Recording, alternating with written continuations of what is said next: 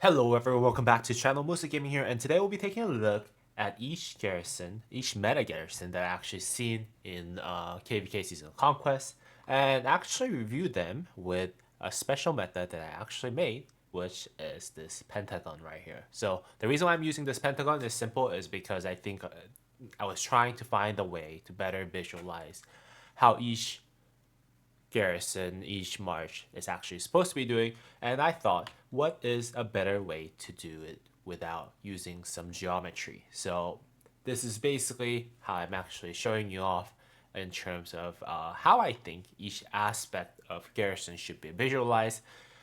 Just for disclaimer, this does not mean that like this area that you're seeing, this geometry that you're seeing, the pentagon that you're seeing, does not 100% really represent what the power level of this commander is, but just wanted to kind of visualize it so people can actually see it. It's just my unique way of actually showing you how I think it can be best visualized in more simple way possible. And you can also compare them side by side based on whatever they have available for them from their set, whatever they have. Now, let's take a look. Let's take a look at what each attribute means. So there's 5 different aspects that I took a look at, which is one, damage factor. This is something that actually takes into account not only the skill damage, or like active skill damage rather, but also like the passives that has like 10% chance to trigger. Those were all taken into account, and this is based on one full cycle, meaning that within the 10 to 13 second window, 10 second window, most this that's how I actually calculate it. Within 10 second window, the primary commander would actually fire off their primary skill, primary active skill, and then the secondary commander would actually fire off the secondary commander's skill. So within the 10 second window, let's assume that you can actually fire off both of your commander's active skill as well as trigger based on, let's say, within 10 seconds, how likely it is for you to actually, activate your 10 second, the 10% chance to activate whenever you hit the enemy, you deal like 1700 damage factor or something like that. So those are all factored into this damage factor. So this is basically active skill slash passive skill that does like huge amount of damage with damage factor, or if it has a shield, then that would all be factored in as damage factor. So this will basically give you a little bit of like whether healing power, whether it's damage done in skill damage or damage done in smite damage, normal damage, whatever it is that you're actually doing, that will be all factored in. So kind of like a power level, like sheer strength of power level that it has for with like the red number. Basically, this is basically the red number that you'll actually see. The counterattack, on the other hand, which is the second item here, is basically the white damage. As a garrison lead, I think counterattack is going to actually, the reason why I actually did counterattack instead of normal attack damage buff is because, for one, normal attack damage, counterattack is actually also impacted by normal attack, but then again, as a garrison, I think counterattack matters a lot more. If this was a hexagon, I would actually have included both counterattack and normal attack, but I couldn't find the software that actually does both hexagon and pentagon.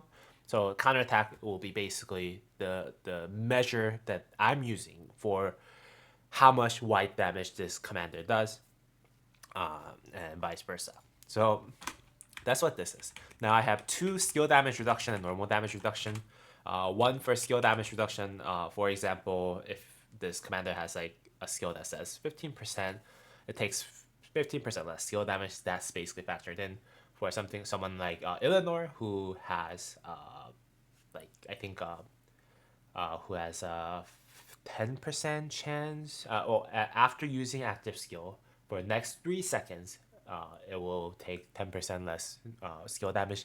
That's factored in over here.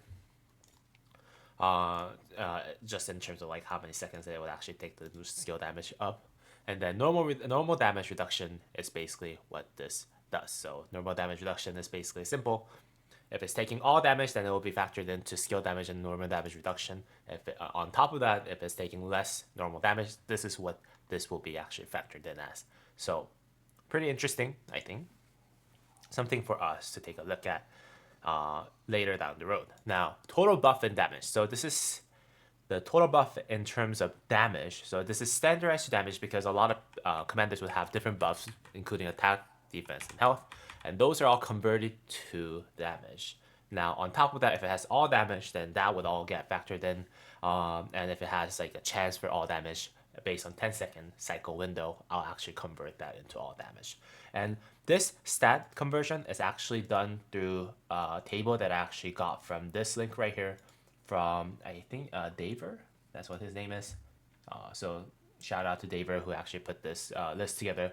And I actually averaged out the best equipments each marches attack, health, and defenses conversion to all damage, and then I standardize it for this particular column right here. So that's where this is all coming from, and that's basically how we're going to look at and the first one basically will be the red number of damage. How much damage does this commander pairing do? The red number damage, just in the most simplest way, actually simplified. Counterattack damage, so like how much white damage does this commander do? Skill damage reduction is like resistance to skills. Normal damage reduction will be the resistance to normal damage. The white damage, so not red damage, but okay, well, skill damage reduction, normal damage reduction, and then total buff standardized in terms of all damage that this commander actually has. So that's basically it, all aspects, and let's go ahead and zoom out a little bit and take a look at each commander's power level base represented in this each commander pairings power level for all garrisons represented in this format. Now, let's actually first take a look at each and every one of them. I'll spend a little bit more time on the garrison pair that I think is a little bit more relevant, and then I'll spend less time on the garrison pair that I think is less noteworthy. But yeah, let's just go ahead and get started. Actually, before I do begin, I just want to go ahead and make sure that I do mention that all those damage factors are taken into consideration.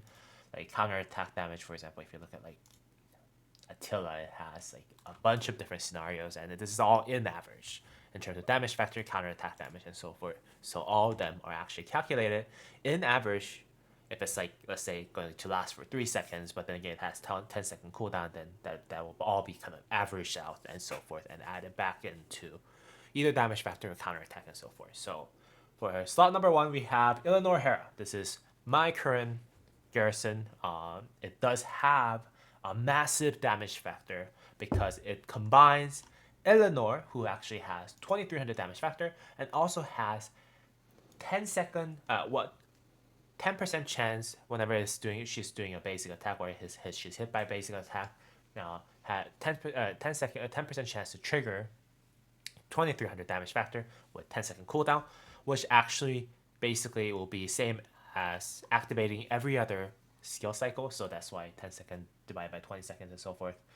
But it has also the skill damage of Hera and shieldings over here, and then also Hera has damage factor 1000 in terms of skill damage that he can do every 11.3333 seconds. So all that kind of factor then multiplied by the skill damage factor, this commander pairing for garrison pairing does the most amount of damage. I think it's kind of expected because of how much the Eleanor's skill damage triggering could actually buff up this average damage factor. So pretty straightforward, very, very strong damage factor. It went all in terms of damage factor, but going into counterattack damage, it is a little bit less, despite the fact that Hera gives you 30% counterattack damage. So 56 is good, decent, but not good enough for you to be more, I would say, anti-swarmable, like anti-swarm. I think if it goes up to like 70%, it's almost unswarmable, like Gorgo Hera down there. But 56 is decent, but not good enough. Skill damage reduction is 8%. Another reason why this commander pairing is more swarmable because of the counterattack damage lower and the counterattack damage and skill damage reduction, despite it being one of the meta garrisons. So that's what the 8% skill damage reduction does mean. Normal damage reduction, this is actually pretty decent. This is because Hera gives you, I think, innately like 30-40% normal damage reduction. So very, very strong normal damage reduction if you're using mixed troop of 3 units or above. So that's why I think what I usually use is having 1000 infantry, 1000 archer, included when I send out my garrison so that it can actually activate this normal damage reduction. Buff in total, which is not amazing, but it is actually pretty decent, 53.56% of converted normal damage buff, which gives this nice pentagon shape area in the pentagon shape. So pretty decent garrison. Let's move on. Yanziska, I actually got this for comparison. Overall, just inferior to Eleanor in terms of damage factor, counterattack damage, skill damage, normal damage reduction, total buff. All in all, like the only thing I think Yanziska Hera could be good at versus Eleanor is because of is this health percent, 20% extra health. But beyond that, it's not really that important. I think you should, if you have Eleanor, you should be using Eleanor Hera. If you don't, and you must garrison, then Yanziska Hera is okay, but just know that it just in overall, from stats perspective, it's not looking too hot. If you actually use Yanziska Eleanor though, it does look like the damage factor is better, but the counterattack damage is severely reduced because you're missing Hera on that, and the normal damage reduction is severely reduced as well. So I think in terms of Cav Garrison, Eleanor Hera is probably the way to go if you're thinking about Cav garrisoning, just based off of what you can see in terms of how, like, from this pentagon shape right here. Again, this is all just another disclaimer. This is all just for you to actually compare it. This doesn't mean, like, just because your area is smaller here doesn't mean that this garrison pair is going to be much worse. But from a visual perspective, it does look worse. The other two pairings does look worse. Is basically what I'm trying to say from what I can see.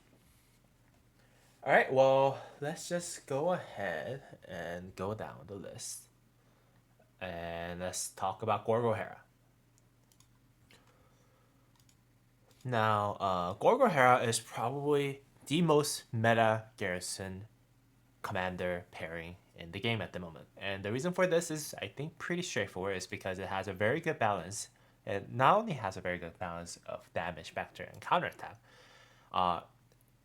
it also has pretty decent total buff in damage. Now, also, I think it has pretty good normal damage reduction as well. So overall, it's pretty large, the area that it covers, and the fact that it has a ton of counterattack damage makes it almost impossible for it to be swarmed. Now, counterattack damage and normal attack damage is just factored into this to a degree. So just think of it as a commander pairing that does a ton of white damage, a ton of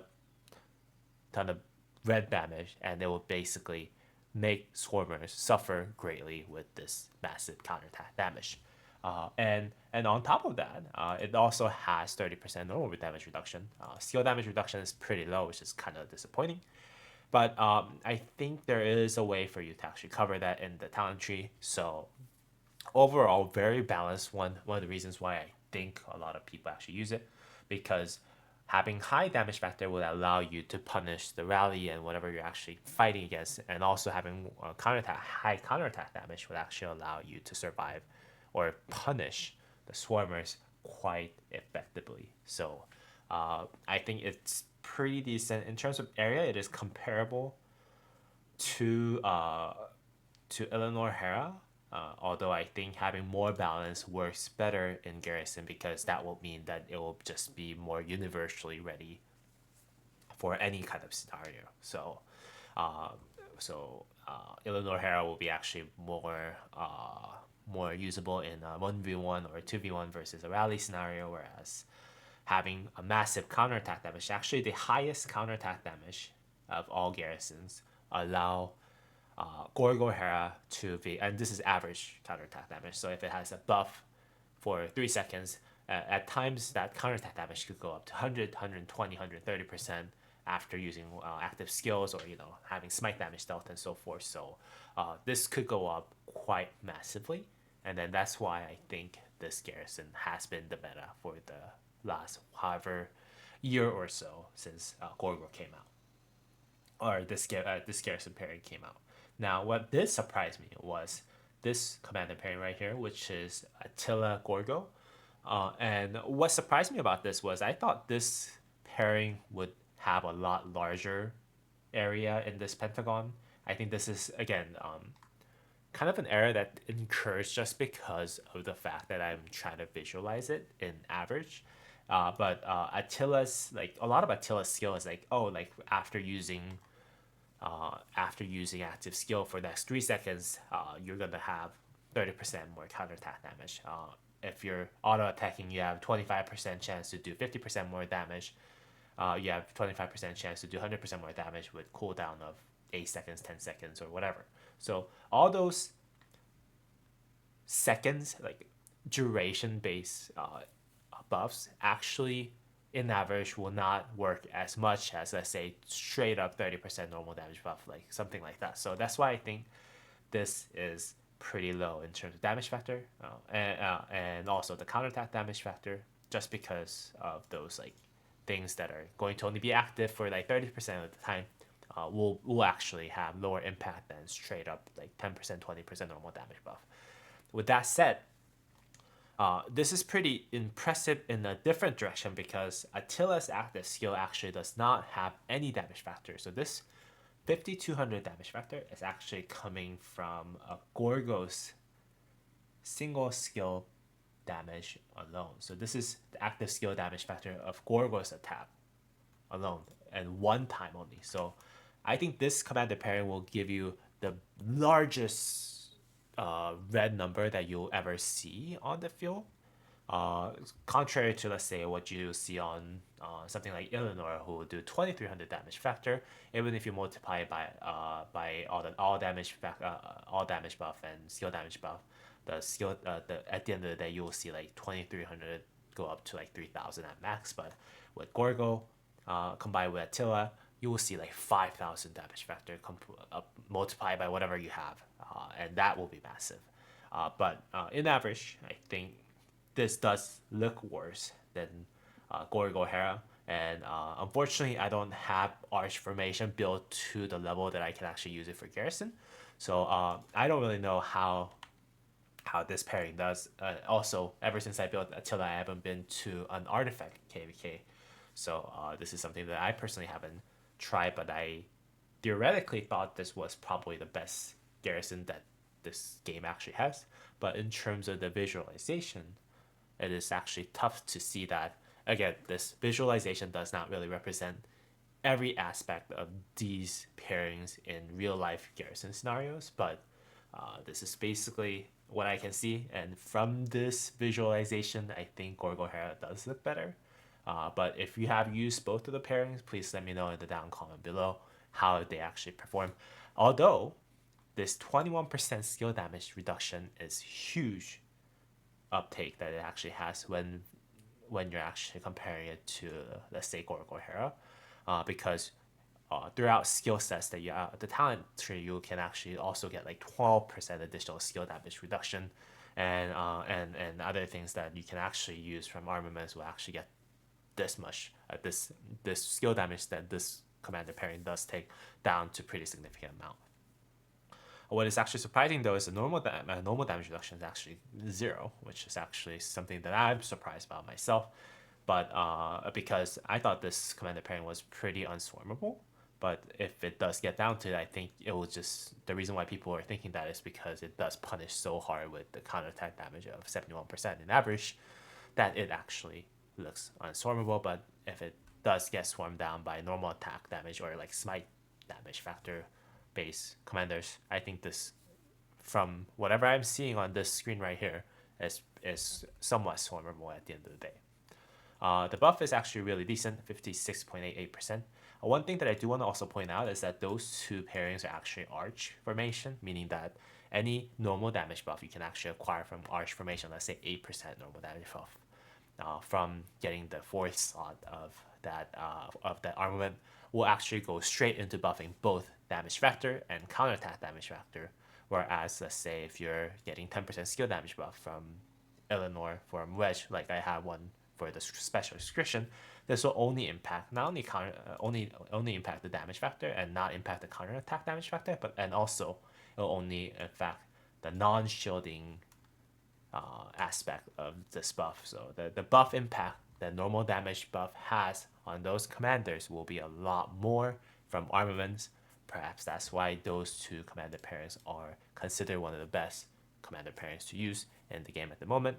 But here's what I see on their vanilla form without any armaments, without anything that actually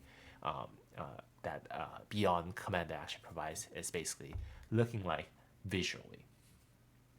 Now, moving on to the archers, we have Daido Hera. Daido Hera is pretty even in all aspects. It does have about median damage factor. It's not a huge amount. It does have okay counterattack damage from the fact that it's using Hera.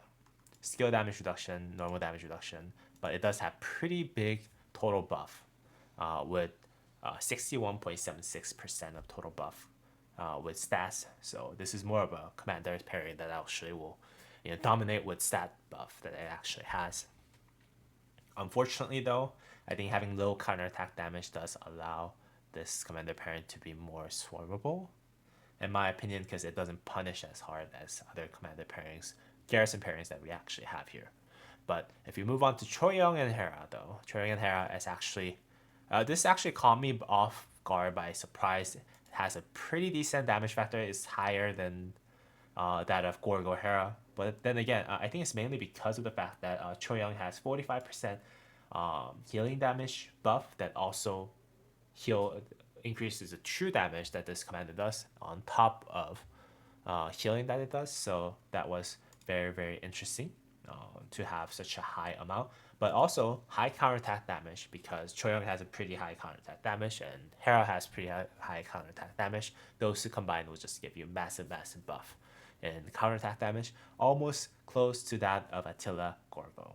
Now, skill damage reduction, missing skill damage reduction is kind of is somewhat of a weakness, even though it's not that much more than that much worse than whatever Illinois Hera has, but 0% is pretty significant. But normal damage reduction is indeed 50%, which is pretty high. But total buff and damage though is 42.17%, which is about 13% less than Gorgo Hera, and then 11% less than Illinois Hera. So in terms of overall stats that it has is pretty lacking, but other aspects are pretty strong for Choyoung Hera. Now, if you look at Daido Hera, it's actually just much worse than Choyoung Hera or Daido Hera. Just in all aspects, it's worse than Daido Hera. So I don't think it's really worth taking a look at, but this is basically what this is. I think in all aspects, it's worse than Daido Hera. So it is what it is. At the end of the day, I don't think this pairing is really recommended, just because I think they don't really synergize well together and so forth. Now, I did include 3 of the best KVK 2, KVK 1, pre-KVK garrisons, in my opinion, in here. Surprisingly, Uzi 10's Isange's damage factor is really, really massive, so kind of explains why they're actually usable in KVK 2 as the meta commanders pairings if you have them. But total damage buff, because their pre-season conquest commander pairing is pretty low. For the KVK 1 best, in my opinion, pairing is actually CM, Charles Martel, and Isange, which has pretty low damage factor because I think Charles Martel's shield doesn't get amplified by anything else, but it does have decent counterattack, so it does have a little bit more counterattack damage, but it has less skill damage and skill damage reduction than Uzi 10 and Isange, and less total buff in terms of stats. So overall, I think Uzi 10 Isange is much better, and Charles Martel Sun Tzu just overall is much worse version of Charles Martel Isange, so it's not really worth noting those. With that said, again, I'm not gonna actually say which commander pairing is the best for Garrison. It's because I think my point of this whole video is actually to just visualize how each of them looks, how I did the calculation and so forth, to go over a little bit of those. What I do want to point out is that I think one of the reasons why Gorgo Hera is doing so well is kind of represented here, because it's just all around good, good pairing. It has all aspects of things, and it it is very anti-swarmable and so forth, and it basically does well against almost any rally situation. Choyong Hera, I think, was very surprisingly much better than I thought. I think one of the reasons why a lot of people actually prefer Gorgo Hera over Choyong Hera is because of the fact that perhaps it's lacking a little bit of damage buff, a total buff, but I think mainly is because one of the main reasons is because of the fact that the main rally meta has been more of Henry Ashurvanipal, and Henry Ashurvanipal does massive skill damage, and the fact that this commander pairing does not have skill damage buff, and also the fact that they're archers versus archers, kind of makes this garrison a little bit countered by that number one meta rally at this moment.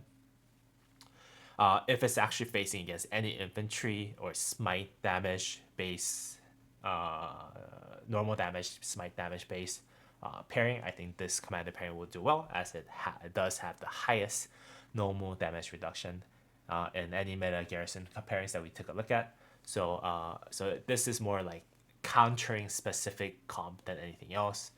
I think Eleanor Hera is worth mentioning, but this pairing not having as much counterattack damage makes it significantly more vulnerable to swarming than other commander pairings that are meta, like Gorgo Hera and Choyong Hera. So, but then again, if it's going against a rally 1v1, I think with its massive damage factor and decent counterattack damage, it will still do really well, is my conclusion.